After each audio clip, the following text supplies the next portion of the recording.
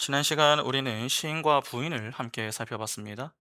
성경에서 이야기하는 시인과 부인은 이 단지 사람들 앞에서 나는 하나님을 믿습니다.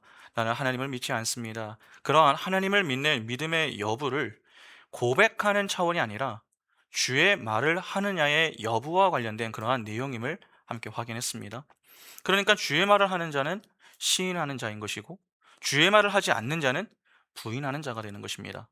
그러면 내가 시인하는 자인지 부인하는 자인지, 다시 말해서 주의 말을 하고 있는 자인지 아닌지 어떻게 알 수 있는가 하는 그러한 좀 궁금함이 들 수 있습니다. 이는 탐심의 여부로 확인 가능한데 오늘은 탐심에 대해서 좀 살펴보겠습니다. 먼저 본문을 보겠습니다.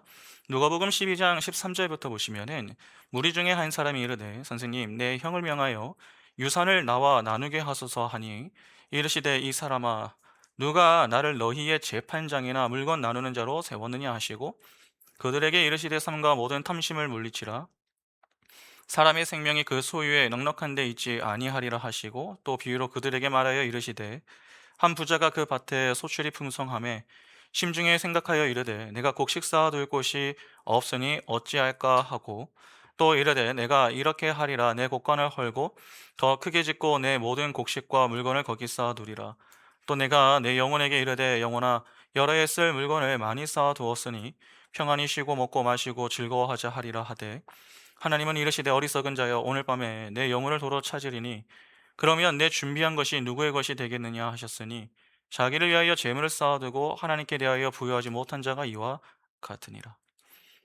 잘 아시다시피 모든 인간은 현실의 나에 만족하지 못하고 미래에 되고 싶은 나라는 그림을 가지고 있습니다.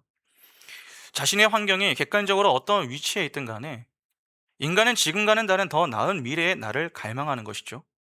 그래서 현실과 이상 사이에 이 갭을 채우기 위해서 애를 쓰는데 성경은 이 괴리를 채우기 위한 모든 시도를 탐심이라고 부릅니다. 마태복음 6장 34절을 보시면은 그러므로 내일 일을 위하여 염려하지 말라 내일 일은 내일이 염려할 것이요 한날의 괴로움은 그날의 족하니라. 본절을 보면은 주님은 제자들에게 내일 일을 위해서 염려하지 말라고 말씀을 하십니다. 이는 내일의 나를 그리며 염려의 불안 속에서 살지 말고 내일은 내일을 주관하시는 하나님께 맡겨라 하는 말입니다.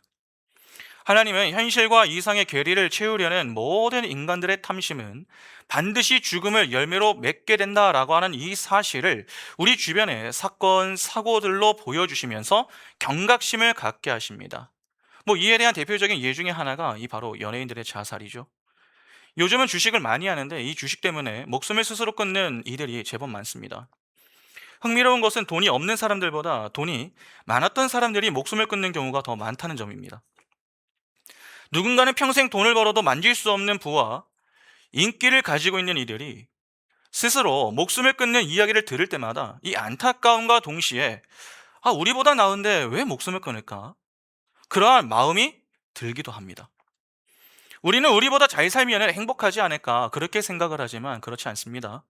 되고 싶은 나의 자리에 올라가면은 사람은 만족을 하는 것이 아니라 그 자리에서 또 다른 되고 싶은 나가 그 뒤에 숨어 있다라고 하는 것을 발견하게 됩니다.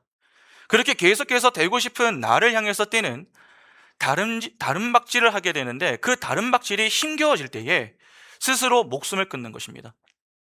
내가 생각하는 만큼 인기가 없다라고 하는 그러한 생각이 들 때에 우울감이 찾아오게 되고 그러한 불안함 때문에 결국 목숨을 끊는 경우가 주변에 얼마나 많습니까? 이 땅에 태어나는 모든 인간이 미래의 희망을 위해서 오늘을 살아갑니다. 희망이라고 하는 것은 현실에 대한 불만족과 과거와 현실의 나에 대한 불만족이 전제된 것입니다.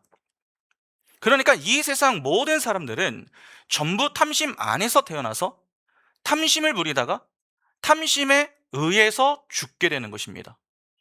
탐심이라고 하는 것은 단지 남의 것을 탐내는 그러한 마음이 아닙니다.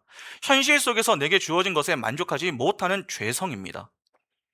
죄로 타락한 죄인들, 다시 말해서 첫 아담 속에 속한 모든 죄인들은 나라는 우상의 위상과 자랑을 위해서 끊임없이 탐심을 부리며 살게 됩니다. 인간에 채워지지 않는 그 탐심의 자리는 하나님께서 빠져나간 자리이기 때문에 그 어떤 것이 그 자리에 들어와도 계속 이 탐심이 솟게 되는 것이죠. 잘 생각해 보시기 바랍니다. 여러분, 처음에 아담은 모든 것을 다 소유했던 것 아닙니까? 하나님은 선악과를 제외한 모든 것을 아담에게 허락하셨습니다. 그러나 선악과에 대한 이 탐심을 억제하지 못해서 결국 에덴에서 추방을 당합니다. 그런 것처럼 이 세상 속 죄인들은 자신의 현실이 아무리 풍요하고 풍성해도 탐심에서 자유로울 수가 없는 것입니다. 하나님은 그분이 허락하신 현실을 수긍하고 순종하는 것이 아니라 자기의 욕심에 따라서 자기 마음대로 살고자 애를 쓰는 그 죄인의 삶에 진노하십니다. 에베소서 2장 3절 보시면은, 전에는 우리도 다 그 가운데에서 우리 육체의 욕심을 따라 지내며 육체와 마음에 원하는 것을 하여 다른 이들과 같이 본질상 진노의 자녀이었더니.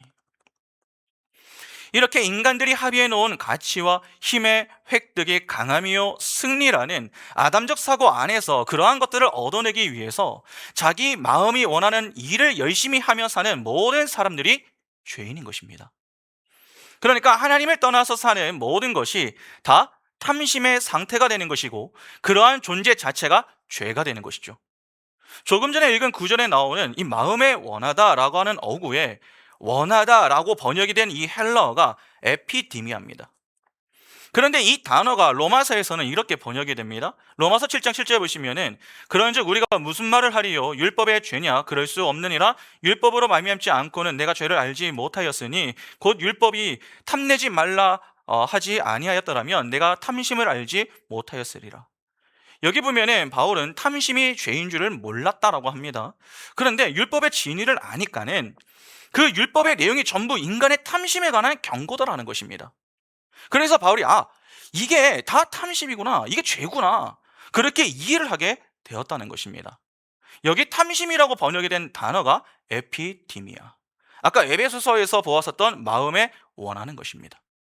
그러니까 하나님을 모르는 모든 인간들이 마음으로 원하는 그 모든 것이 다 무엇이란 말입니까? 탐심이라는 말입니다. 그 탐심이 하나님을 진노케 한다는 것이죠. 누가복음 22장 15절 보시면은, 이르시되 내가 고난을 받기 전에 너희와 함께 이 유월절 먹기를 원하고 원하였노라. 여기 원하고 원하였다라고 번역이 된 이 단어도 에피디미아입니다. 예수 그리스도의 원함, 예수 그리스도의 뜻은 모두 선입니다. 이는 자연스러운 것이죠. 그러나 그 단어가 인간에게 쓰일 때는 탐심, 즉 죄로 둔갑을 하게 됩니다. 하나님이 여러분 원하시는 것이 하나님의 뜻 아닙니까? 그런데 로마서에 의하면 모든 인간이 하나님의 뜻을 싫어한다고 합니다. 바로 그 하나님의 뜻에 반하는 인간의 모든 뜻이 탐심입니다. 쉽게 말하면 하나님에 의해서 끌려가면서 하나님 사랑, 이웃 사랑의 존재로 지어지는 그러한 삶이 아니라, 인간 자신의 가치와 영광을 챙기기 위해서 자신의 욕망을 투영시켜 행하는 그 어떤 것도 다 탐심이 되며 그 탐심이 곧 죄다라고 하는 말입니다. 성경은 이러한 탐심을 우상숭배라고 정확하게 지적합니다. 골로새서 3장 5절 보시면은, 그러므로 땅에 있는 지체를 죽이라, 곧 음란과 부정과 사욕과 악한 정욕과 탐심이니, 탐심은 무엇입니까? 우상숭배니라. 그러니까 하나님의 원함과 대조를 이루는 것, 우리의 육신이 원하는 모든 것이 탐심이고, 그 탐심은 우리를 우상 삼아 사는 우상 숭배가 되는 것입니다. 다시 말해서 하나님과 이웃을 사랑하도록 지어진 그 존재가 나라고 하는 우상 숭배를 사랑하기 위해 하는 모든 생각과 시도와 행위가 다 탐심인 것입니다. 탐심은 단지 이 세상 물질에 대한 지나친 욕심만을 이야기하는 게 아닙니다. 자기 자신의 뜻과 계획에 의해서 하나님이 허락하신 그 자리를 이탈하여서 내 만족과 내 자랑, 내 인기를 챙기는 모든 행위와 시도를 말합니다. 이 안에는 윤리, 도덕적인 착함, 그리고 심지어는 종교적인 행위도 다 포함된다라고 하는 것을 명심하셔야 됩니다. 인간이 자기들끼리 합의해 놓은 선이라고 하는 것과 착함이라는 것, 강함과 승리, 성공이라는 것 등에 도달하려고 하는 것은 전부 여러분 어디에서 기인한 것입니까? 내가 왜 하나님의 뜻만 드러내는 수동적인 삶을 살아야 하냐고, 선악과를 먹어버린 이 아담적 사고에서 기인한 것입니다. 그 모든 것이 인간이 얼마나 훌륭한 존재인지를 보이고 싶은 인본주의에서 나온 것이죠. 그렇게 되고 싶은 미래의 자아성을 미리 정해놓고 하나님의 뜻과는 전혀 무관하게 자신의 계획과 뜻에 따라서 행하는 그 모든 행위가 탐심인 것입니다. 이러한 인간의 탐심에 대해서 야고보는 이렇게 이야기합니다. 야고보서 4장 13절부터 17절 보시면은, 들으라, 너희 중에 말하기를 오늘이나 내일이나 우리가 어떤 도시에 가서 거기서 1년을 머물며 장사하여 이익을 보리라 하는 자들아, 내일 일을 너희가 알지 못하는도다. 너희 생명이 무엇이냐? 너희는 잠깐 보이다가 없어지는 안개니라. 너희가 도리어 말하기를 주의 뜻이면 우리가 살기도 하고 이것이나 저것을 하리라 할 것이거늘, 이제도 너희가 허탄한 자랑을 하니 그러한 자랑은 다 악한 것이라. 그러므로 사람이 선을 행할 줄 알고도 행하지 아니하면 죄니라. 야고보는 장사를 통해서 이윤을 챙기려고 하는 이들에게 너희는 너희의 허탄한 자랑을 위해서 그러한 계획을 세우는 것이다, 그렇게 책망을 하며 그러한 모든 시도가 악한 것이다 라고 못을 박습니다. 장사를 하는 이유는 결국 이윤을 보려고 하는 것 아닙니까? 그러면 장사를 하면서 이윤을 보려고 하는 그 모든 시도를 다 중단하라는 말입니까? 그런 말 아닙니다. 14절을 보면 야고보는 자신의 권고 속에 생명이라고 하는 단어를 넣고 있음을 알 수 있습니다. 그러니까 장사를 해서 이윤을 챙기려고 하는 것이 다 잘못된 것이다, 그 말이 아니라 생명의 의미와 생명의 중요성, 그리고 그 생명을 주관하시는 분에 대한 올바른 이해 없이 미래에 되고 싶은 나만을 위해서 사는 것이 다 허탄한 자랑을 위한 것이며 그것이 바로 악한 것임을 지적하는 것입니다. 그러면 이렇게 사는 이들에게 하나님의 나라는 어떻게 여겨지겠습니까? 매우 가볍게 여겨지겠죠. 왜냐하면 그들에게는 자신이 신이 되어 사는 이 세상 나라가 하나님께 온전히 순종하여 그분의 종으로 사는 그 천국보다 훨씬 더 좋기 때문입니다. 그래서 예수 믿는 유익은 이 세상에서 다 받아 누리고 하나님 나라는 그냥 죽고 가도 괜찮은 것 정도로만 그렇게 여기게 되는 것입니다. 그러나 하나님 나라 백성은 나라는 우상이 깨어지는 삶을 살아야 합니다. 15절을 보면은 인생이 원래 이렇게 어떻게 살아야 하는지를 잘 보여주죠. 주의 뜻이면 우리가 살기도 하고 이것저것 하리라 하라. 아까 야고보서 말씀입니다. 이는 하나님의 뜻을 잘 분별하여 하나님이 살라는 대로 순종하여 사는 것이 올바른 삶이지, 이 하나님의 뜻과 무관하게 자신의 계획과 뜻을 세워서 그쪽으로만 열심히 달려가는 그러한 삶은 안 된다는 것입니다. 그것이 다 선악과를 따먹은 아담의 자기 자랑이라는 것이죠. 그러면 17절 말씀이 쉽게 이해가 됩니다. 사람이 선을 행할 줄 알고도 행하지 아니하면 죄니라. 왜 갑자기 선이라고 하는 말이 나옵니까? 지금까지 언급한 내용이 선에 대한 내용이라는 말입니다. 선이라고 하는 것은 착하고 경건하게 사는 정도의 개념이 아닙니다. 인간이 자신의 계획과 야망과 비전을 내려놓고 하나님께서 허락하시는 현실에 순응하여 사는 것입니다. 여러분, 기본적으로 선이라고 하는 이 개념은 하나님과의 올바른 관계에서 하나님이 요구하시는 것을 성실하게 수행하는 상태를 가리킵니다. 여러분, 이 상태가 바로 의의 상태 아니었습니까? 이러한 의의 상태에서 나오는 게 선입니다. 그러니까 하나님이 허락하신 그 자리에서 벗어나지 않고 하나님이 요구하시는 것을 그 자리에서 성실하게 수행하며 사는 것이 선이 되는 것입니다. 쉽게 말해서 내게 허락하신 그 자리가 하나님께서 허락하신 자리임을 알고 하나님을 믿으며 하루를 살아내는 것이 선한 삶이 되는 것입니다. 그러나 그렇지 않고 되고 싶은 나를 위해서 내가 가고 싶은 곳으로 가서 내 마음대로 살려고 하는 것을 죄라고 하는 것이죠. 아무리 정당하고 옳게 보여도, 때로는 착하고 선해 보일지라도 하나님께서 맡기신 역할이 아니라면 모두 악이 되는 것입니다. 여러분, 바리새인들 한번 생각해 보시기 바랍니다. 그들이 왜 저주를 받습니까? 왜 앞에서 주님께 율법교사와 함께 화가 있을 것이다 라고 그렇게 말씀을 들은 것입니까? 종교적인 열심과 열정이 없었기 때문입니까? 그렇지 않습니다. 인간적인 관점으로 볼 때에 여러분, 바리새인만큼 착하고 선하게 사는 이들이 없었습니다. 그만큼 선하게 사는 이들을 찾아보기가 쉽지가 않았습니다. 그러나 하나님은 그들의 선을 선으로 인정하지 않으셨습니다. 주님은 스스로 선하다고 여기는 그들보다 그들이 부정하다고 여기는 이들, 세리와 창기들이 제가 죄인입니다, 제게는 하나님의 은혜가 필요합니다, 그렇게 기도를 했을 때에 그들을 향해 의롭다, 그렇게 칭찬하셨습니다. 누가복음 18장 11절부터 14절 보시면은 바리새인은 서서 따로 기도하여 이르되 하나님이여 나는 다른 사람들 곧 토색 불이 간음을 하는 자들과 같이 아니하고 이 세리와도 같이 아니함을 감사하나이다. 나는 일에 2번씩 금식하고 또 소득의 11조를 드리나이다 하고 세리는 멀리 서서 감히 눈을 들어 하늘을 쳐다보지도 못하고 다만 가슴을 치며 이르되 하나님이여 불쌍히 여기소서 나는 죄인으로소이다 하였느니라. 내가 너에게 이르노니 이에 저 바리새인이 아니고 이 사람이 의롭다 하심을 받고 그의 집으로 내려갔느니라. 무릇 자기를 높이는 자는 낮아지고 자기를 낮추는 자는 높아지리라 하시니라.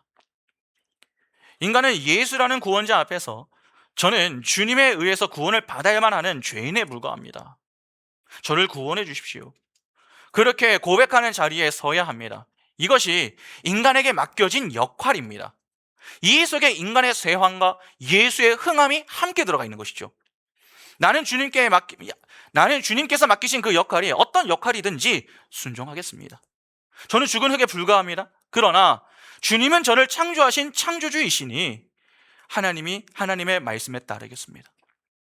이러한 고백이 우리에게서 나와야 한다는 것입니다. 이런 고백을 할 수 있는 존재가 바로 살아있는 존재인 것입니다. 반면에 내 생명, 내 의지, 내 뜻을 남겨가지고 있는 그 상태를 죽었다라고 합니다. 요한복음 14장 6절 보시면은 예수께서 이르시되 내가 곧 길이요 진리요 생명이니 나로 말미암지 않고는 아버지께로 올 자가 없느니라. 요한복음 1장 1절부터 4절에 태초에 말씀이 계시니라. 이 말씀이 하나님과 함께 계셨으니 이 말씀은 곧 하나님이시니라. 그가 태초에 하나님과 함께 계셨고 만물이 그로 말미암아 지은 바 되었으니 지은 것이 하나도 그가 없이는 된 것이 없느니라. 그 안에 생명이 있었으니 이 생명은 사람들의 빛이라. 여러분, 생명이 어디에 있다고 합니까?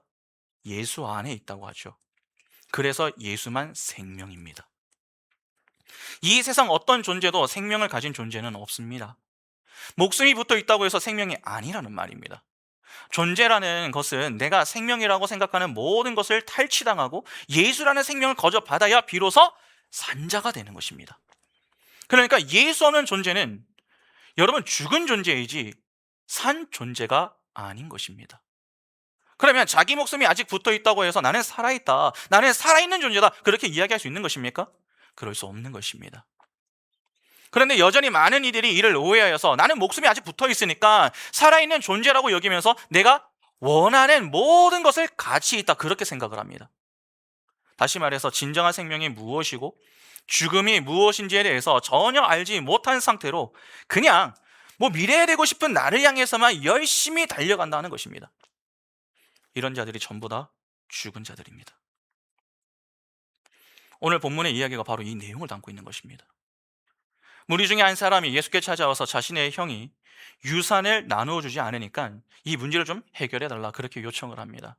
아마 누군가는 왜 이 유산 문제를 주님께 해결해 달라고 하는가, 그러한 궁금함이 드는 분들이 계실지 모르겠습니다. 주님 당시 랍비들은 일반 백성들의 재판관 역할도 하고 있었습니다. 랍비라고 하는 것은 나의 스승, 나의 주인이라는 뜻으로 종이 주인을 부르는 호칭으로도 사용이 되었었지만 종교 지도자, 학식이 풍부하고 존경받는 이들을 일컫는 말로도 사용이 되었습니다. 여러분 그냥 쉽게 생각하면은 선생이라고 생각하시면 됩니다. 요한복음 1장 38절 보시면은 예수께서 돌이켜 그 따르는 것을 보시고 물어 이르시되 무엇을 구하느냐 이르되 랍비여 어디 계시니오이까 하니 랍비는 번역하면 선생이라. 당시 사람들은 주님을 어떻게 인식했습니까? 랍비, 선생으로 인식을 했습니다. 그래서 사람들이 주님께 찾아올 때면은 주님을 선생님 그렇게 부르죠.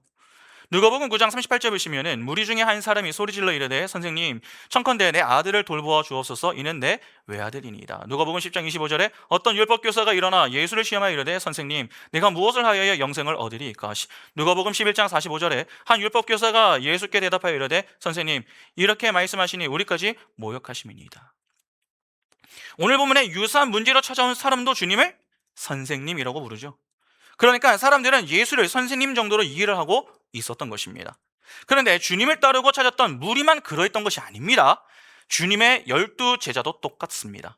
마태복음 26장 25절 보시면은 예수를 파는 유다가 대답하여 이르되 랍비여 나는 아니지요 대답하시되 내가 말하였도다 하시니라. 마태복음 26장 49절에 곧 예수께 나와 랍비여 안녕하시옵니까 하고 입을 맞추니. 여기 보면 가룟 유다가 주님을 랍비라고 부릅니다. 베드로도 똑같습니다. 마가복음 9장 5절 보시면 베드로가 예수께 고하되 라삐여 우리가 여기 있는 것이 좋사오니 우리가 초막 셋을 짓 때 하나는 주를 위하여 하나는 모세를 위하여 하나는 엘리야를 위하여 하사이다 하니 마가복음 11장 21절에 베드로가 생각이 나서 여짜오되 라삐여 보소서 저주하신 무화과 나무가 말랐나이다. 유다와 함께 베드로도 주님을 랍비라고 부릅니다. 베드로는 여러분 제자들의 대표입니다. 그가 곧 예수의 12 제자나 똑같은 것이죠. 마찬가지입니다. 그러니까 예수의 12 제자들도 주님을 랍비라고 여겼던 것입니다. 이렇게 제자들부터 사람들까지 예수를 랍비 선생으로 인식을 하고 있습니다. 때문에 이 사람이 주님께 찾아와서 이 유산의 문제를 좀 해결해 달라라고 하는 이 요청은 정당하고 자연스러운 요청이었던 것입니다. 히브리 사람들의 유산 상속 관습은 형이 3분의 2를 가지고 동생이 나머지 3분의 1을 갖도록 되어 있었습니다. 그런데 동생이 지금 이 주님께 찾아와서 유산 문제를 해결해 주십시오라고 한 것은 형이 동생에게 주어야 할 이 3분의 1을 제대로 주지 않았기 때문이었을 가능성이 매우 높습니다. 그러니까 동생으로서는 당연히 이 문제를 해결을 해야 했던 것이죠. 당시 주님에 대한 소문은 빠르게 퍼져나갔기 때문에 그러한 소문을 듣고 주님께 찾아와서 자신의 문제를 해결해 달라고 부탁을 했던 것입니다. 자신의 문제를 해결하기 위해서 주님의 소문을 듣고 찾아왔습니다. 그리고 정중하게 정당한 요구를 했습니다. 그런데 주님은 그러한 요구 앞에서 어떤 단어를 사용하십니까? 탐심이라고 하는 단어를 사용하십니다. 우리가 확인한 내용에 따르면 탐심은 죄입니다. 악이고 우상숭배입니다. 지금 엉뚱한 것을 요구하는 게 아닙니다. 정당한 요구를 하는 것입니다. 그러나 주님은 정당한 요구를 하는 이를 향해서 탐심이 가득하다 그렇게 말씀하십니다. 이건 상당히 좀 이해하기 어려운 모습 아닙니까?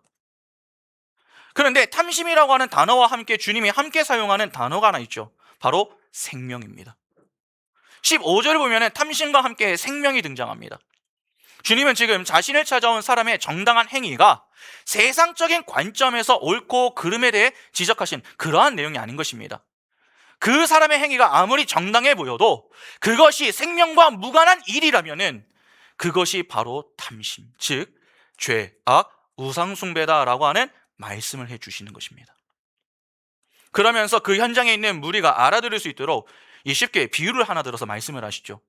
어떤 부자가 밭의 소출이 기대 이상으로 풍성해서 속으로 생각을 하기를 지금 우리 집 곳간의 규모로는 이 소출을 다 담을 수가 없으니 지금 있는 곳간을 헐고 더 큰 곳간을 지어서 내 소유를 모두 담아 놔야 되겠다.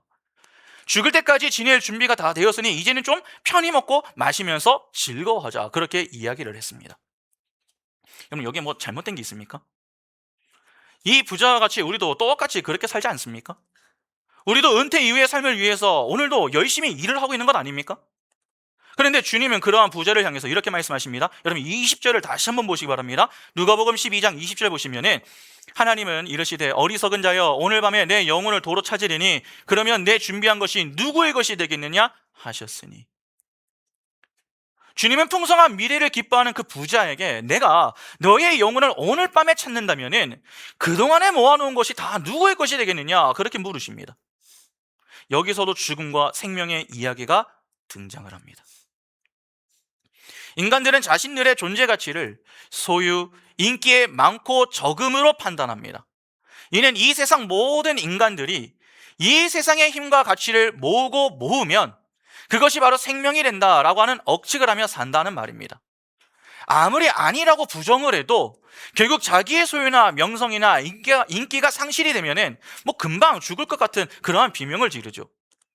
그런 점에서 오늘 우리는 어떻습니까? 우리의 인생을 누가 통제하고 장악하고 있습니까? 정말 하나님입니까? 하나님보다는 돈과 인기 아닙니까? 우리는 하나님보다는 돈과 인기의 통제를 받고 있습니다. 그러니까 돈과 성공 등이 우리를 영원히 행복하게 해줄 것이다. 그렇게 여기면서 지내는 것입니다. 그러나 이 땅의 것들은 한시적이고 유한한 것들입니다. 따라서 그러한 것들에게 통제되고 장악된 그 인생은 그것들과 함께 결국 멸망하게 됩니다. 그것을 죽음이라고 하는 것이죠. 반면에 참 생명에 의해서 통제되고 장악된 인생은 어떻게 됩니까? 지금 이 세상에서는 내 뜻대로 되는 것이 없을지라도 나를 통제하고 장악하고 있는 것이 영원한 생명이기 때문에 그가 영원히 살게 되는 것입니다. 그것을 영생이라고 합니다. 여러분, 사람이 있고 생명이 주어진 게 아닙니다. 생명이 먼저 있었고 그 다음에 사람이 창조된 것입니다. 예수라는 창조주 안에 생명이 있었는데 그 생명에 의해서 만물이 창조가 된 것이죠. 따라서 그 생명이신 예수와 관계없는 모든 존재는 그냥 죽은 흙에 불과한 것입니다. 그러한 먼지들이 참 생명이신 예수를 알지도 못하면서 자기들이 생명의 에너지라고 여기는 이 땅의 힘이나 성공, 인기 등만을 추구하면서 사는 것은 매우 어리석은 것입니다. 그러면 우리는 이 땅에서 어떤 자세로 살아야 하는 것입니까?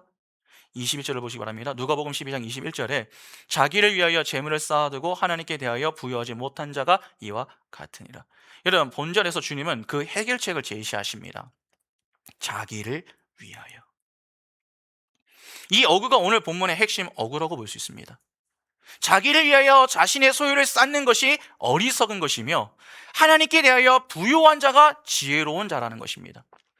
그러면 하나님께 대하여 부요하다라고 하는 것이 무슨 의미입니까? 산상순을 잠시 보겠습니다. 마태복음 6장 19절부터 21절을 보시면 이렇게 말씀합니다. 너희를 위하여 보물을 땅에 쌓아두지 말라. 거기는 종과 동룩이 해하며 도둑이 구멍을 뚫고 도둑질하느니라. 오직 너희를 위하여 보물을 하늘에 쌓아두라. 거기는 좀이나 동룩이 해하지 못하며 도둑이 구멍을 뚫지도 못하고 도둑질도 못하느니라. 내 보물이 있는 그곳에는 내 마음도 있느니라. 여기 보면 오늘 본문 21절에 나오는 내용과 같이 너희를 위하여 라고 하는 어구가 나옵니다. 우리 자신을 위하여 보물을 땅에 쌓아두는 행위가 어리석은 행위이고 하늘의 보물을 하늘에 쌓는 자가 하나님께 대하여 부유한 자라는 것입니다. 그것이 진짜 너희를 위하는 일이라는 것이죠. 여기에 보물을 땅에 쌓아두지 말라는 어구를 이 원문에 맞게 직역을 하면은 땅의 보물을 땅에 쌓지 말랍니다. 그리고 보물을 하늘에 쌓아두라는 것도 하늘의 보물을 하늘에 쌓으랍니다. 그 말은 다른 말로 땅의 보물은 땅에 쌓을 수밖에 없고 하늘의 보물은 하늘에 쌓을 수밖에 없다는 말입니다. 그러면 땅에 여러분 보물이 뭡니까? 땅의 보물? 오늘 본문에 나오는 내용에 따라서 본다면 자기 자신을 위해서 이 세상이 합의해 놓은 힘, 가치, 인기를 추구하는 것, 그리고 거기에서 얻은 수확물을 땅의 보물이라고 합니다. 땅의 보물이 그러하다면 하늘의 보물은 무엇이 되는 것입니까? 당연히 예수 그리스도가 되는 것입니다. 21절을 보면 내 보물이 있는 그곳에 내 마음도 있다고 합니다. 그러면 땅의 보물을 쌓고 있는 사람들의 마음은 이 땅에 있는 것이죠. 그러니까 이 땅의 보화와 연합이 되어 있는 것입니다. 연합되어 있으면 곧 운명 공동체가 되는 것 아닙니까? 땅과 연합된 자는 땅의 보화와 운명을 함께하게 되는 것입니다. 그런데 이 땅의 보화는 어떻게 된다고 했습니까? 아까? 좀 먹고 녹슬고 도적에게 다 잃게 된다고 했습니다. 땅의 보화가 그러하다면 이 땅의 보화와 연합한 자들도 결국 멸망의 자리로 향하게 되는 것 아닙니까? 당장은 매우 화려한 것 같지만 결국 좀 먹고 녹슬고 멸망당하는 것이 이 세상과 그 세상에 마음을 둔 사람들의 운명인 것입니다. 그런데 중요한 것은 그렇게 좀 먹고 녹슬고 도적에 의해서 빼앗기게 되는 이 땅의 보화 중에는 이 땅의 죄악뿐 아니라 자기만족과 인기, 명성, 성공 등이 다 포함됩니다. 그 모든 것이 다 나를 위하여 목록들이기 때문이죠. 우리가 자기만족과 인기와 명성을 누리기 위해서 여러분 행하는 것이 어떤 것이 있습니까? 자기 의를 쌓는 것이죠. 하나님의 은혜를 전혀 알지 못하면서도 구제, 봉사, 헌신, 헌금 등을 통해서 나는 너희보다 더 나은 사람이라는 상대적 우월감을 챙기려고 하는 이들이 있습니다. 유대교에 속한 자들이 다 그러했지만은 그 중에 이러한 모습이 유독 좀 심했던 이들이 누구였습니까? 바리새인이었습니다. 그들이 바로 땅에 보물을 쌓았던 자들이죠. 곳간을 늘리고 미래를 준비하는 자들이었습니다. 성경은 그러한 인간들의 자기 의쌓기를 돈이라는 것으로, 보물이라고 하는 것으로 형상화시켜 놓은 것입니다. 진짜 미래를 위해서 돈을 모으는 것, 그게 나쁜 것이다. 여러분, 그런 말이 아닙니다. 선악과를 따먹고 스스로 신이 되어보겠다고 나서는 그 인간은 자기 영광과 인기를 생명으로 여깁니다. 그래서 목숨을 걸고 그 영광과 인기를 챙기죠. 심지어 순교까지 합니다. 그러나 그것이 자기의 만족과 영광, 인기 챙기기의 일환으로 격발된 것일 때 그것이 멸망의 재료가 된다는 것입니다. 그러니까 똑같은 것을 해도 누구를 위해서 하느냐가 참으로 중요한 것이 되는 것입니다. 그래서 미래를 위해서 돈을 모으는 일에 대해서도 열심히 살고 순교하는 일 등 똑같은 사건과 사고에 대해서 이야기가 다른 것입니다. 아무리 멋지게 포장을 해도 나를 위한 것이라면 그것은 잘못된 것입니다. 하나님을 위한 것이 되어야 하는 것입니다. 성도는 죽을 때까지 자기 부인의 현장에서 난 왜 예수를 믿어야만 살 수 있는가? 그것을 배워야 하는 것이지 내 업적과 공로를 쌓아서 인기와 명성과 만족을 챙기는 사람이 되어서는 안 됩니다. 그것이 하늘의 보화인 예수를 믿는 것이며 하늘의 보화를 쌓는 행위인 것입니다. 그러나 자기 의 챙기기가 이 땅의 보화를 쌓는 것임을 잘 설명해주는 그러한 이야기가 하나 있습니다. 여러분, 바로 주님께 찾아왔었던 부자 청년의 이야기입니다. 마가복음 10장 17절부터 22절 말씀 보시면은 예수께서 길을 나가실새 한 사람이 달려와서 꿇어앉아 묻자오되 선한 선생님이여, 여기서도 선생님이라고 하네요. 내가 무엇을 하여야 영생을 얻으리이까? 예수께서 이르시되 내가 어찌하여 나를 선하다 일컫느냐? 하나님 한 분 외에는 선한 이가 없느니라. 내가 계명을 안 하니 살인하지 말라, 간음하지 말라, 도둑질하지 말라, 거짓 증언하지 말라, 속여 빼앗지 말라, 내 부모를 공경하라 하였느니라. 그가 여짜오되 선생님이여 이것은 내가 어려서부터 다 지켰나이다. 예수께서 그를 보시고 사랑하사 이르시되 내가 아직도 한 가지 부족한 것이 있으니 가서 내게 있는 것을 다 팔아 가난한 자들에게 주라. 그리하면 하늘에서 보화가 내게 있으리라. 그리고 와서 나를 따르라 하시니 그 사람은 재물이 많은 고로 이 말씀으로 인하여 슬픈 기색을 띠고 근심하며 가니라. 이런 한 부자 청년이 이 주님께 와서 자신이 무엇을 해야 영생을 얻을 수 있냐 그렇게 물었습니다. 다른 복음서를 보면 그가 부자일 뿐 아니라 유대 관원이다 그렇게 나와 있습니다. 어린 나이에 부와 명예와 인기를 다 가지고 있는 것입니다. 그런 그가 주님께 선한 선생님이라고 부른 것은 선한 분에게 선한 일을 배워서 그 선으로 영생에 도달해 보겠다라고 하는 마음이 이 저변에 깔려 있었던 것입니다. 또한 자신은 이미 선한 일을 하고 있음을 자랑하고 싶은 마음도 있었던 것이죠. 당시 유대 관원 정도가 되려면은 구약에 능통했을 것이고 이미 그로 인해서 영생을 확보할 수 있다라고 하는 것을 믿고 있었을 가능성이 매우 높습니다. 그런 그가 주님께 선한 선생님이라고 부르며 어떻게 해야 영생을 얻을 수 있냐고 물은 것은 난 지금 영생에 필요한 모든 선한 행위를 다 하고 있으니까 이제 당신이 확인 도장을 좀 찍어달라 하는 의도였던 것입니다. 의도 자체가 순수하지 못한 것이죠. 그때 주님은 하나님도 한 분 외에는 선한 분이 없다고 그렇게 말씀을 하십니다. 그것은 주님께서 이미 그의 의도를 다 알고 계셨음을 암시하는 것입니다. 너는 지금 나에게 너의 선을 자랑하려고 하는데 선이라고 하는 것은 오직 하나님에게서만 나오는 것임을 말씀하시는 것입니다. 이 말씀은 인간 측에서는 하늘나라의 선이 나올 수 없음을 강조하는 말씀입니다. 주님은 그렇게 말씀하신 후에 십계명의 내용들을 말씀하시며 그것을 다 지키라고 하십니다. 그러자 그 청년이 너무나도 당당하게 내가 어려서부터 그 모든 것을 다 지켰습니다 그렇게 대답합니다. 이에 주님은 그 청년에게 그러면 내가 가진 그 모든 소유를 다 팔아서 가난한 자들에게 나누어 주고 그리고 나서 나를 따르라 그렇게 말씀하시죠. 여러분, 이 말이 무슨 의미입니까? 율법을 지킨다고 하는 것은 하나님을 사랑하고 이웃을 사랑하는 것인데 내가 정말 율법을 올바로 지켰다면 내가 가지고 있는 이 세상 소유 정도는 너의 하나님 사랑 앞에서 이미 배설물처럼 여겨지고 있을 텐데 그 증거를 한번 보여봐라 하는 그러한 말씀입니다. 그랬더니 그 청년이 어떻게 반응합니까? 근심하며 떠났습니다. 주님은 지금 그 청년이 어려서부터 지키고 행해 왔었던 그 모든 것을 다 부정해 버리시는 것입니다. 그 청년은 어려서부터 율법을 지키며 점점 더 훌륭한 율법과 도덕의 사람으로 성장을 했을 것입니다. 그런데 주님은 이를 다 무시하고 재산을 다 버려보라 그렇게 요구를 하시죠. 이는 그의 성화가 진짜 성화가 아니라 하는 말입니다. 진짜 성화는 자기 부인에 의한 자기 버림이어야 한다는 것이죠.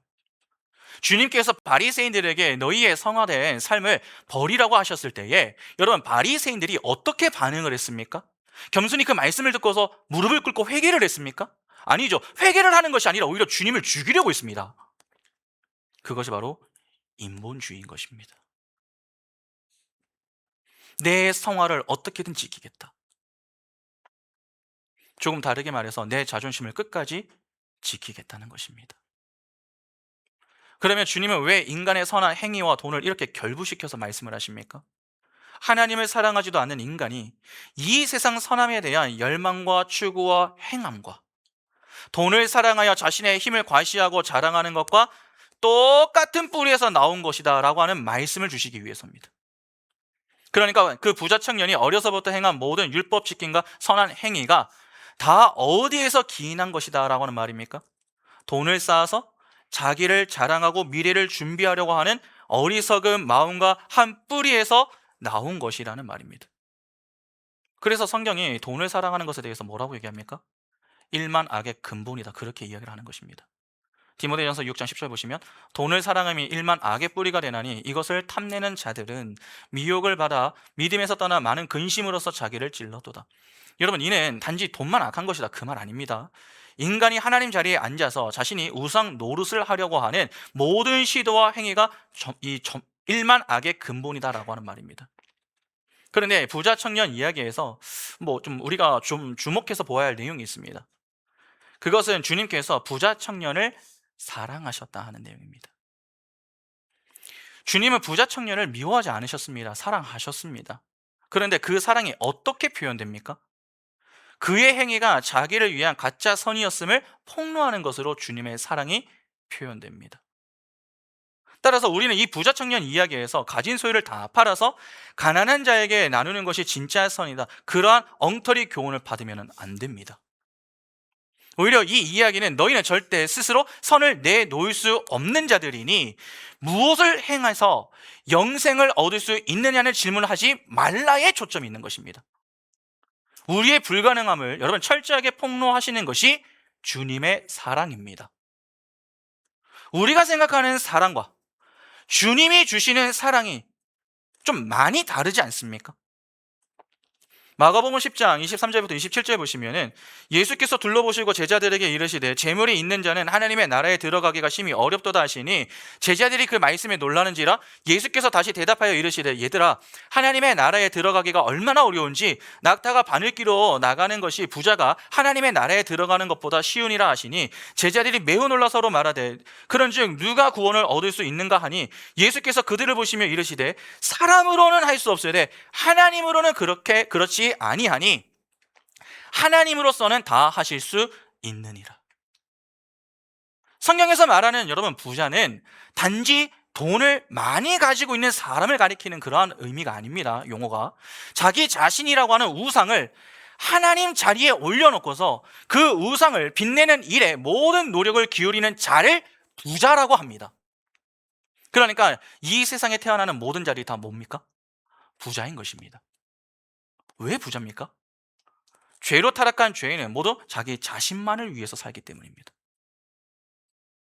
그러한 인간의 자아실현, 자기 성취의 죄를 성경은 돈, 물질 등의 단어로 표현을 하는 것이고 이러한 돈과 물질을 소유하고 있는 자들을 부자라고 부르는 것입니다.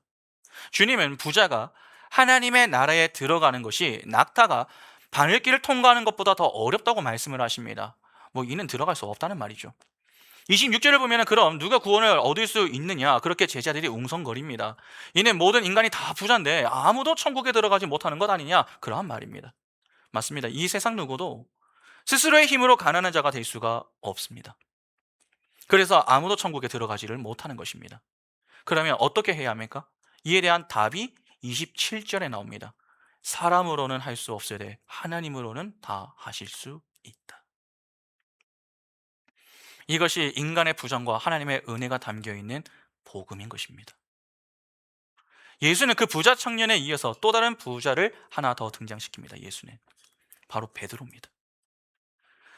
주님, 저 청년은 자기 소유를 버릴 수 없다고 주님은 그냥 떠나는데 그럼 우리는 어떻습니까? 우리는 모든 것을 다 버리고 주님을 따르고 있지 않습니까? 우리에게는 어떤 상이 준비되어 있습니까?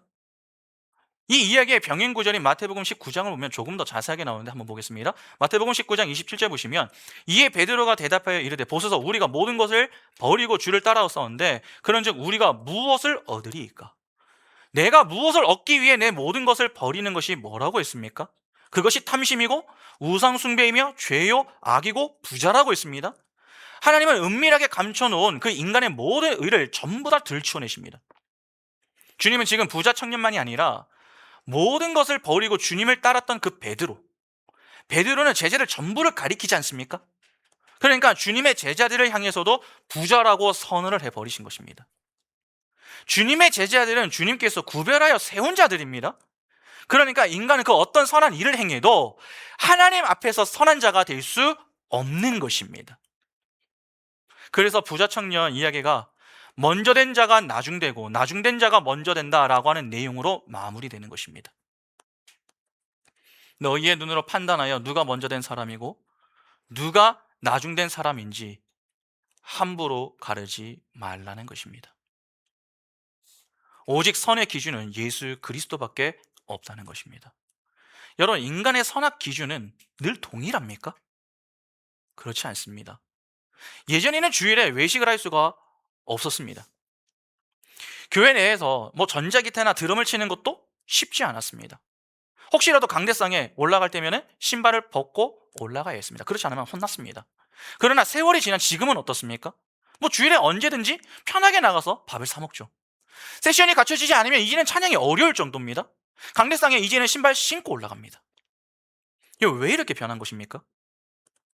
인간의 선악 구조에 의한 선악 가름은 절대적일 수 없기 때문입니다. 그런데 세월이 조금만 지나도 이렇게 변하는 유한한 선악 가름으로 절대적인 분 앞에서 칭찬을 받을 수 있겠습니까? 없습니다. 성도는 하나님 앞에 겸손히 엎드려, 하나님, 저는 죄인입니다. 저는 티끌입니다. 저는 하나님의 은혜 안에서만 산자가 될 수 있습니다. 저를 불쌍히 여겨주십시오. 그러한 항복의 고백을 하는 자로 지어져 가면 되는 것입니다. 그러면 하나님의 은혜로 구원을 받아 새로운 피조물이 되고 이 땅의 보호와는 차원이 다른 그 하늘의 보물을 소유한 하늘의 시민권을 갖고서 살게 된 자는, 여러분, 이 세상 소유를 어떻게 보겠습니까? 바울을 보면 가장 정확하게 알 수가 있습니다. 여러분, 다메섹 도상에서 예수를 만난 이후에 바울이 이 땅의 것들, 이 땅의 보화들을 어떻게 여겼습니까? 배설물로 여겼습니다. 똥으로 여겼죠. 그러면 그 배설물을 다른 사람들에게 좀 나누어 주라는 하나님의 말씀이 근심이 될 말씀이겠습니까? 아니죠. 오히려 감사함으로 나눕니다. 그러나 그럼에도 불구하고 예수와 함께 있었던 수많은 무리, 아니 주님 곁에서 주님을 따랐던 제자들은 마지막까지 어떠했습니까? 누가 크냐의 싸움을 했습니다. 왜 주님의 가르침에도 마지막까지 이러한 엉터리 모습을 자꾸 보입니까? 아는 것과 아는 것을 삶으로 가져가서 사는 것은 다르기 때문입니다. 알아도 삶으로 살아내는 것은요, 쉽지 않습니다. 그만큼 힘든 것입니다. 그래서 바울도 복음 앞에서 이 세상 모든 힘과 가치가 배설물이다라고 하는 것을 알았어도 그것이 잘 되지 않아서 노년에 뭐라고까지 이야기합니까? 내가 죄인 중에 괴수다, 그렇게까지 고백을 하는 것입니다.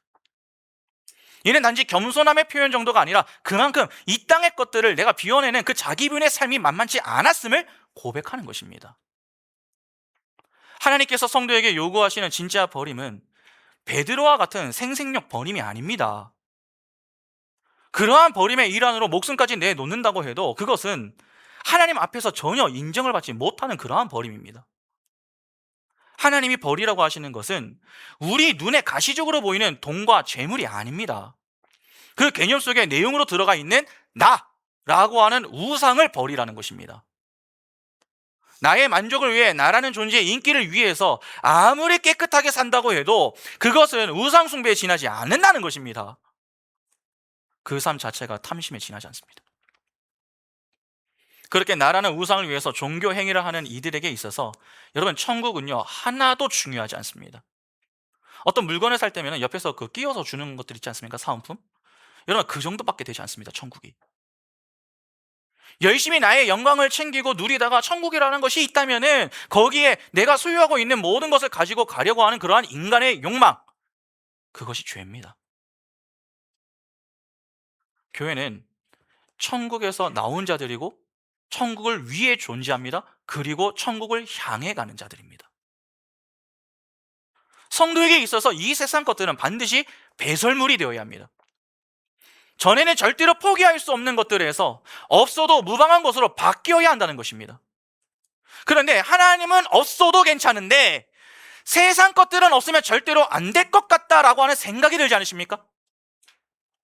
돈과 인기와 명예, 성공은 절대 포기하지 못할 것 같다라고 하는 생각이 들지 않으십니까? 우리는 어떻게든 이 땅의 보물이 아니라 하늘의 보물을 소유한 자로 이 세상 것들을 배설물로 여기려고 하지만 늘 실패합니다. 다시 말해서 우리 힘으로는 도저히 세상 것들을 배설물로 여기는 자리로 향하지 않는다는 것입니다. 그래서 우리를 사랑하시는 주님께서 우리가 꽁꽁 섬겨 누우려고 하는 그 추악한 민낯을 폭로하시며 우리가 쌓으려고 하는 우리의 의를 자꾸 깨부수는 것입니다. 그리고 바로 그 낮아진 자기 부인의 자리에서 나는 절대 하나님을 위해 나를 버릴 수 없는 철저한 죄인이다라고 하는 진실된 고백을 하고 하나님의 은혜를 구하는 자리로 인도하십니다. 그것이 하나님의 사랑입니다. 우리가 생각하는 사랑이 아닙니다. 그렇기 때문에 처음에는 당혹스러운 마음이 들기도 하고 또 매우 불편합니다. 그러나 점점 불편함이 편함으로 바뀌고 불평이 감사로 바뀌게 되는 것이죠. 그렇게 하나님의 일방적인 은혜로 자기 부인과 하나님의 은혜의 도움을 구하는 것이 성도의 인생인 것입니다. 우리는 자꾸 우리가 조금만 더 노력을 하면은 선한 존재가 될 수 있을 것이다 그렇게 생각을 하지만 여러분 절대로 그렇지 않습니다. 죄의 자리에서 나오는 것이 전부 악입니다.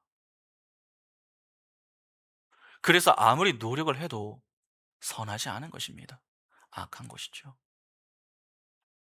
그러니까 가난한 자는 가난한 자리에서, 부자는 부자의 자리에서 난 어떻게 이렇게 돈밖에 모르는 거를 자꾸 폭로당해야 합니다. 자꾸 나는 아닌 것처럼 나는 다르다 그렇게 이야기하시면 안 됩니다. 나도 다른 것이 아니라 나도 똑같다가 맞는 것입니다.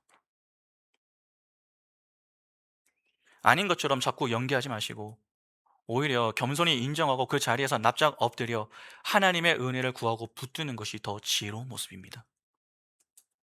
그렇게 우리 안에서 예수의 은혜가 쌓이는 것이 하늘의 보화를 쌓는 것입니다.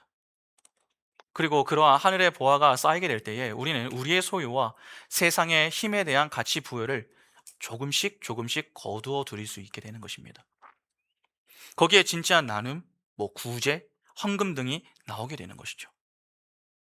창세기 여러분 탐심의 인물하면 누가 떠오르십니까? 탐심, 욕심, 야곱이죠. 그는 어머니 리브가로부터 큰 자가 작은 자를 섬길 것이라고 하는 하나님의 언약을 전해 들었던 자입니다. 그러나 그는 자기의 로 아버지와 형을 속이며 가정을 엉망으로 만들죠. 몰라서 그렇게 한 게 아닙니다. 알고 그렇게 한 겁니다. 그러면 하나님의 언약을 아는 것이 인간의 행위를 제어할 수 있는 것입니까?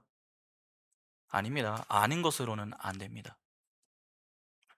그는 아내를 얻는 것부터 외삼촌 라반에게 임금을 받는 것까지 지나친 소유 지향성의 모습을 보입니다. 그러니까 탐심의 모습을 잘 보여주었던 것이죠. 그런데 그런 탐심의 인생을 살았었던 그 야곱이 이스라엘로 바뀌게 되는 사건이 있습니다. 바로 야복강 사건입니다. 가끔 사람들이 오해를 하는 것이 하나 있는데 야곱이 이스라엘이 된 이후부터 마치 하나님께서 그와 함께 하신 것처럼 그렇게 생각하시는 그러한 경향들이 좀 있는데 여러분 그렇지 않습니다. 하나님은 야곱이 태어나기 이전부터 그와 함께 하셨습니다. 그러니까 평생을 그와 함께 하신 것이죠. 하나님은 그와 함께 하시면서 그의 실체를 낱낱이 폭로시켜버린 겁니다. 그리고 결국 약복강 강가에서 평생 자기 자신만을 위해서 살았었던 그 야곱의 환도뼈를 쳐서 위골시켜버리십니다. 여러분 그것이 성도의 결국입니다. 성도는 그렇게 하나님의 손에 의해서 환도뼈를 맞아 죽고서 다시 태어나야 합니다. 그런데 인간은 한 번 죽으면 다시 태어날 수 있습니까? 없죠. 그래서 하나님은 당신의 백성들은 하나님이신 예수 안에 다 넣어버리시고 그 예수의 환도뼈를 쳐버리신 겁니다. 그리고는 그 예수를 다시 살리시면서 자기 백성들도 그때 함께 살려내십니다. 이것이 십자가로 이루어지는 승리인 것입니다. 그래서 야곱의 이름이 이스라엘로 바뀌죠. 하나님의 승리는 그렇게 이루어진다는 것입니다. 여러분 야곱이 이스라엘이 되지 어떻습니까? 똑같이 탐심의 인생을 살았습니까? 그런 모습이 아예 없다 그렇게 말하기는 어렵습니다. 그러나 서서히 하늘의 보화를 사모하는 자의 인생을 살았습니다. 오직 나를 위해서만 살았었던 그가 하나님을 위해서 살더라는 것입니다. 그러니까 야곱이나 바울이나 다 똑같습니다. 그러면 오늘 우리는 어떠하겠습니까? 우리도 그렇게 살게 되는 것 아닙니까? 성도의 인생은 바로 그러한 하나님과의 씨름의 현장입니다. 하나님은 계속 우리가 얼마나 끈질기게 하나님을 이기려고 하는지 자꾸 폭로해 내십니다. 일단 가만히 내버려 두시는 것입니다. 그러나 그렇게 계속 죄악된 실체를 폭로당하다가 마지막 순간에 이스라엘로 바뀌게 됩니다. 그리고는 영원히 하나님이라는 지팡이만 의지해서 살아야 하는 하나님 절대 의존적인 존재로 완성해 내시는 것입니다. 여러분, 이는 다른 사람의 이야기가 아닙니다. 우리 이야기입니다. 우리 이야기.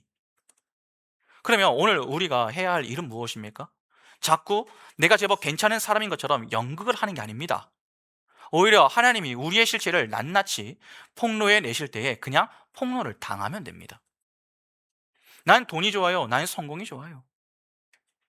그렇게 내가 얼마나 탐심이 가득한 존재였는지 폭로해 내시는 그 현장에서 내가 왜 죽었다가 다시 살아나야 하는지, 왜 옛사람의 죽음을 주님께서 대신 대표가 되어 담당하셔야 했는가를 겸손히 배우면 되는 것입니다. 꼭 기억하시기 바랍니다. 우리 눈에는 돈이 우리의 생명처럼 보이지만 진짜 우리의 생명은 예수 그리스도입니다. 예수 그리스도만이 생명입니다. 예수만이 보호합니다. 만일 우리가 세상의 것을 배설물로 여기지 못한다면, 달리 말해서 세상 것을 생명으로 여긴다면 하나님께서 주시겠다고 약속하시는 그 천국은 별로 중요하지 않은 것이 됩니다. 그냥 물건을 살 때 딸려오는 사은품 정도가 되는 것이죠. 보통 공짜로 주어지는 것을 소중하게 여기는 이들이 있습니까? 거의 없습니다. 오늘날 여전히 많은 이들이 왜 그렇게 천국을 가볍게 여깁니까? 왜 소중히 여기지 않는 것입니까? 하나님의 나라보다 이 하나님 나라보다는 이 땅을 보화라고 여기기 때문입니다. 이 땅의 보물을 배설물로 여기지 않기 때문이죠. 하나님은 자꾸 말씀을 통해서 이 땅의 보화에서 눈을 떼서 하늘의 보화에 시선을 고정하라, 그렇게 말씀을 하시는데 우리는 그럴 마음이 없는 것입니다. 그래서 자꾸 말씀을 들을 때마다 아프고 힘만 드는 것이죠.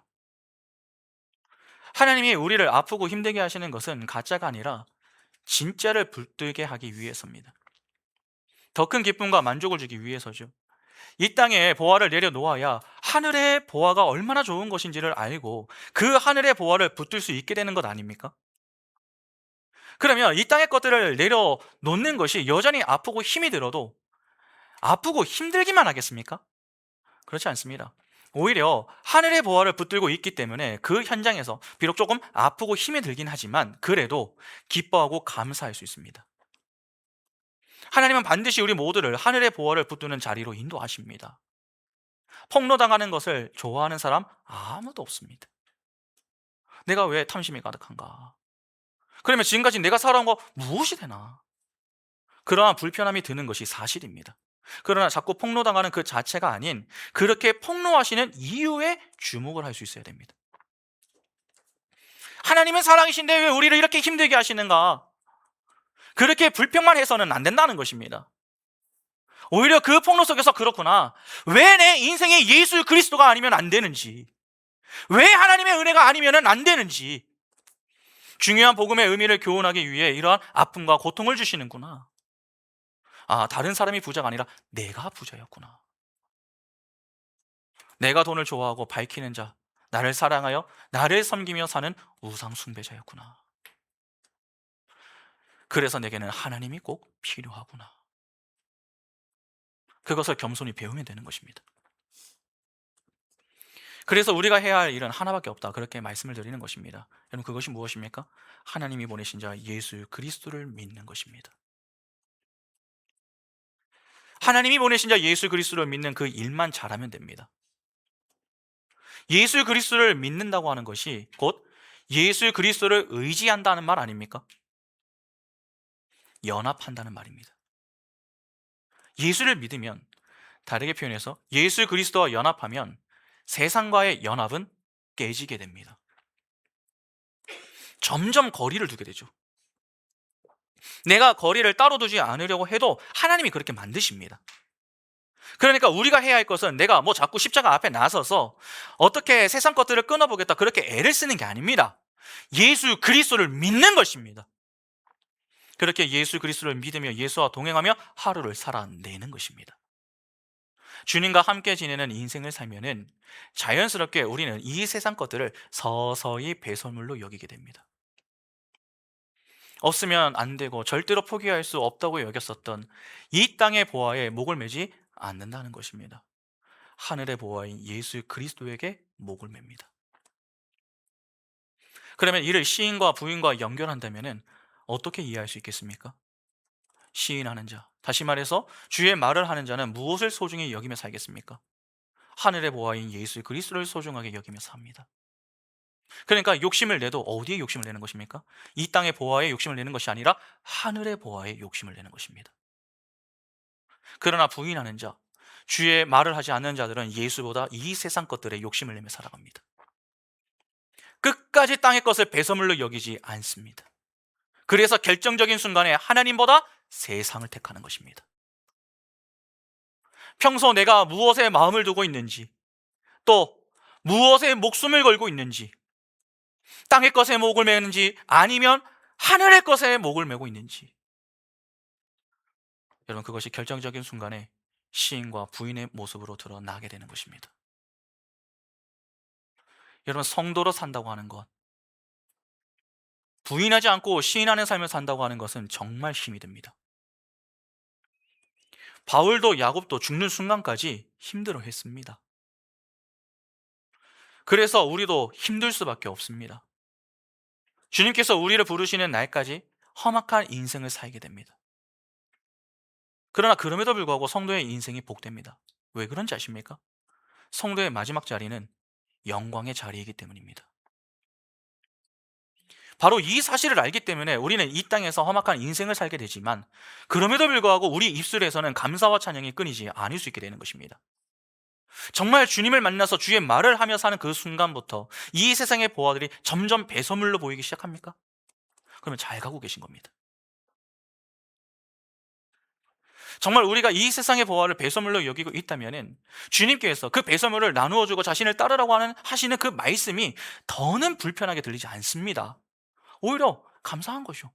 미리 버리고 라는데 뭐가 불만입니까? 성도가 진정으로 붙들어야 할 보화는 하늘의 보화인 예수 그리스도밖에 없습니다.